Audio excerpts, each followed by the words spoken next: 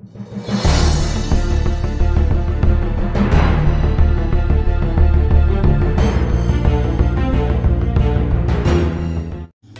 मित्रमैत्रिणींनो, काल दिनांक 11 मार्च 2024 रोजी मंत्रिमंडळाची राज्य कॅबिनेट बैठक संपन्न झाली।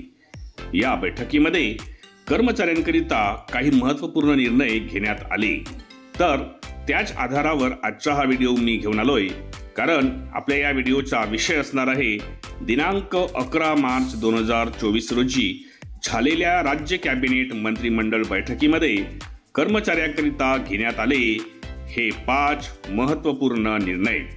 तर अतिशय माहितीपर हा व्हिडिओ ठरणार आहे आणि त्यामुळेच हा व्हिडिओ सुरू करण्यापूर्वी हे चॅनल एज्युकेशनल मनोहर यावर आपण नवीन असाल तर हे चॅनल आपण सबस्क्राइब करायला विसरू नका आणि हे चॅनल सबस्क्राइब केल्यानंतर हा व्हिडिओ जास्तीत जास्त शासकीय कर्मचाऱ्यांना आपण शेअर करायलाही विसरू नका।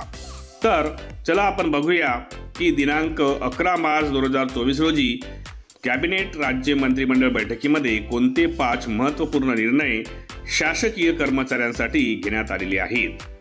तर दिनांक 11 मार्च 2024 रोजी राज्याचे मुख्यमंत्री माननीय एकनाथ शिंदे यांच्या अध्यक्षतेखाली झालेल्या राज्य कॅबिनेट मंत्रिमंडळ बैठकीमध्ये कर्मचाऱ्यांकरिता 5 महत्त्वपूर्ण निर्णय घेण्यात आलेले आहेत। यामधील सविस्तर मंत्रिमंडळ निर्णय आपण आता पुढील प्रमाणे पाहूया। पहिला आहे कर्मचाऱ्यांना आश्वासित प्रगती योजनांचा लाभ। राज्यातील खाजगी मान्यताप्राप्त असणाऱ्या शाळांमधील कार्यरत शिक्षकेतर कर्मचाऱ्यांना आश्वासित प्रगती योजना लागू करण्याचा एक मोठा महत्त्वपूर्ण निर्णय घेण्यात आलेला आहे। याकरिता आवश्यक 53 कोटी 86 लाख रुपये इतक्या खर्चास मान्यताही देण्यात आलेली आहे। शासकीय कर्मचाऱ्यांना सेवांतर्गत आश्वासित प्रगती योजना लागू करण्यात येते। त्याच धर्तीवर खाजगी शाळांमधील शिक्षकेतर कर्मचाऱ्यांना देखील 2 लाभांची सदर योजना दिनांक 1/1/2024 पासून लागू करण्यात येणार आहे। दुसरा यामध्ये निर्णय घेण्यात आलेला आहे की GST मध्ये नव्याने 522 पदांना मान्यता। वस्तू व सेवा कर राज्य विभाग मध्ये नव्याने 522 पदांना मान्यता देण्याचा एक मोठा निर्णय मंत्रिमंडळ बैठकीमध्ये घेण्यात आलेला आहे।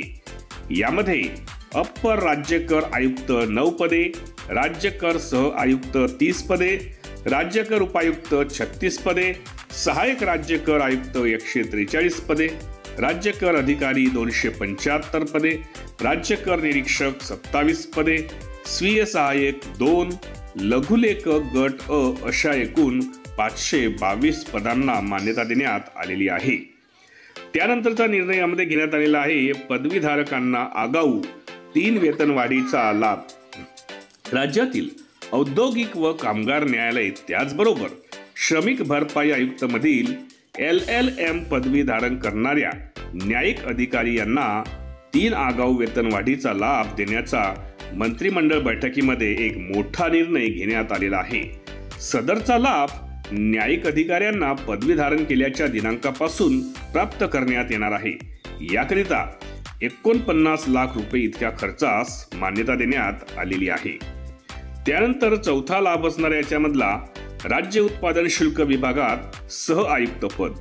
राज्य उत्पादन शुल्क विभाग मध्ये सह आयुक्त हे पद मंजुरीस मान्यता देण्यात आलेली आहे।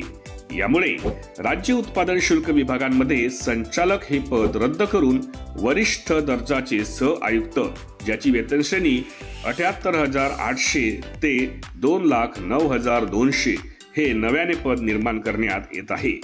आणि एक शेवटचा यामध्ये महत्त्वाचा निर्णय घेण्यात आलेला आहे अनुदानित आश्रम शाळांची श्रेणी वाढ।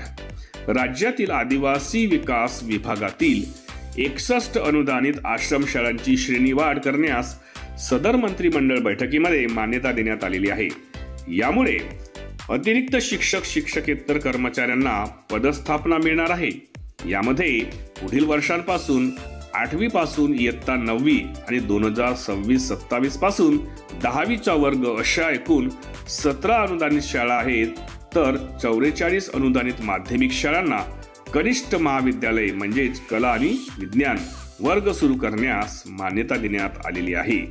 तर एकंदरीत आजच्या व्हिडिओमध्ये काल दिनांक 11 मार्च 2024 रोजी जी राज्य मंत्रिमंडळाची एक कॅबिनेट बैठक घेण्यात आलेली आहे, त्यामध्ये जे महत्त्वाचे निर्णय घेण्यात आले आहेत त्यातील 5 महत्त्वाचे निर्णय शासकीय कर्मचाऱ्यांच्या बाबतीत किंवा शैक्षणिक संस्थांच्या बाबतीत घेण्यात आलेले आहेत. ते कोणते होते ते आपण आजच्या व्हिडिओमध्ये पाहिले. आशा करतो हा व्हिडिओ आपल्याला आवडला असेल. व्हिडिओ आपल्याला आवडला असेल तर त्याला एक लाईक आणि जास्तीत जास्त शेअर करायला आपण विसरू नका. आणि हे चॅनल एज्युकेशनल मनोहर यावर आपण नवीन असाल तर हे चॅनल आपण सबस्क्राईब करायलाही विसरू नका. चला तर अशाच एका व्हिडिओमध्ये पुन्हा एकदा मी आपली भेट घेणार आहे. तोपर्यंत माझ्या सर्व शासकीय कर्मचारी बंधू भगिनींना माझा नमस्कार.